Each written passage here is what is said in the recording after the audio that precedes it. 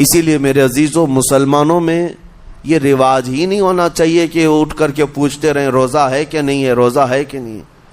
مسلمان ہے تو روزہ ہے، اور یہ کوئی آپشنلی عبادت نہیں ہے کہ 4 رکھ لیا 2 نہیں رکھا، آپشنلی نہیں، یہ فرض عین ہے۔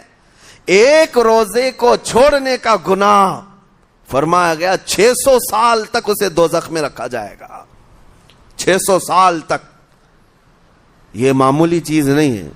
اور جن کے میرے عزیزوں، برا ہے ان لوگوں کا، برا ہے ان لوگوں کا، برا ہے ان لوگوں کا جن کو میرے آقا صلی اللہ تعالی علیہ وسلم نے دعائے ہلاکت فرمائی۔ اس سے بدنصیب کوئی ہو سکتا ہے؟ جن کے لیے رسول رحمت صلی اللہ تعالی علیہ وسلم کی دعائے ہلاکت ہوئی۔ حضور صلی اللہ تعالی علیہ وسلم ایک دن مسجد نبوی شریف میں تشریف لے جا رہے، منبر پر آپ نے قدم رکھا، آمین کہا، پھر دوسرے زینے پر قدم رکھا، آمین کہا، تیسرے زینے پر قدم رکھا، آمین کہا۔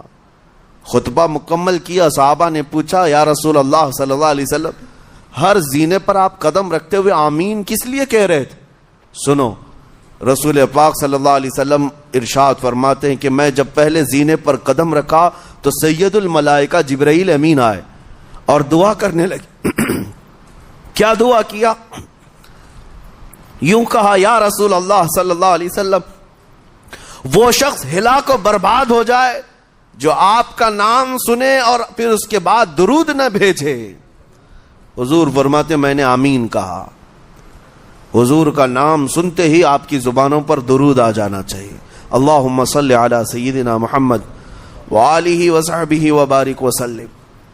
میرے آقا فرماتے ہیں دوسرے زینے پر قدم رکھا تو جبرائیل امین نے یوں کہا، یا رسول اللہ صلی اللہ علیہ وسلم، وہ شخص ہلاک و برباد ہو جائے جو زندگی میں اپنے ماں اور باپ میں سے کسی ایک کے بڑھاپے کو پایا اور ان کی خدمت کر کے جنت نہیں حاصل کر سکا بلکہ ان کو ایسے ہی چھوڑے رکھا، ایسا شخص برباد ہو جائے۔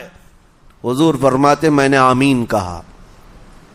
پھر جبرائیل امین نے کہا، تیسرے زینے پر قدم رکھتے ہی میرے آقا فرماتے ہیں جبرائیل نے یوں دعا کی کہ اے اللہ کے رسول، وہ شخص ہلاک و برباد ہو جائے جو رمضان کا مہینہ پایا لیکن اس کا ادب نہیں کر سکا، اس کا احترام نہیں کر سکا۔ حضور فرماتے میں نے اس پر بھی آمین کہا۔ جس کی ہلاکت کے لیے جبرائیل امین دعا کر رہے ہوں اور اس دعا پر سید الانبیاء آمین کہہ رہے ہوں، ایسے شخص کی بربادی کا کیا انجام ہو سکتا ہے؟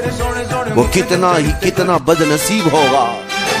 اسی لیے میرے عزیزوں، مسلمانوں میں یہ رواج ہی نہیں ہونا چاہیے کہ اٹھ کر کے پوچھتے رہیں روزہ ہے کہ نہیں ہے، روزہ ہے کہ نہیں۔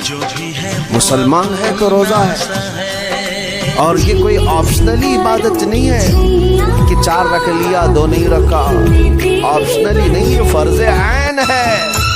ایک روزے کو چھوڑنے کا گناہ فرمایا گیا 600 سال تک اسے دوزخ میں رکھا جائے گا، 600 سال تک۔ یہ معمولی چیز نہیں ہے، اور جن کے پچھلے روزے قضا ہو چکے ہیں معاف نہیں ہوں گے۔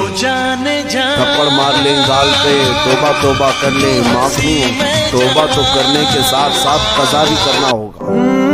جب موقع ملے سال بھر میں اپنے چھوٹے ہوئے روزوں کو واپس کرنا ہے۔ اس کی اہمیت میں آپ کو بتا دوں، ایک روزہ اگر جان بوجھ کر کے کسی نے توڑا یا چھوڑا تو جانتے ہیں اس کا کفارہ کیا ہے؟ اس کا کفارہ یہ ہے کہ اس کے بدلے میں دوسرے دنوں میں 60 روزے کنٹینیو رکھے۔ رمضان کا ایک روزہ پورا کرنے کے لیے 60 روزے رکھنے پڑ جائیں گے۔ ہاں، اگر کسی عذر کی وجہ سے، کسی تکلیف کی وجہ سے چھوڑا تھا، بیمار تھا یا سفر میں تھا یا تکلیف کی شدت کی اس وجہ سے روزہ چھوڑا تھا، تو اس کے بدلے میں